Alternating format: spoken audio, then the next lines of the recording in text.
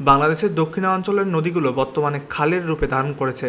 উজানে ভারতের ফারাক্কাবাদের প্রভাতে নদীমাতৃক বাংলাদেশ বর্তমানে মরুভূমিতে রূপ নিতে বসেছে। ভিডিওতে দেখা যাচ্ছে একসময়ের খরস্রোতা নড়াইল শহর ঘেরা চিত্রা নদী। একসময় নদীতে ইলিশ মাছের ছড়াছড়ি ছিল, এখন জোটে না মিঠা পানির মাছও। উজানের স্রোত না আসায় চর পড়তে পড়তে মৃত্যুর কাছাকাছি অবস্থায় কোনোরকম টিকে আছে।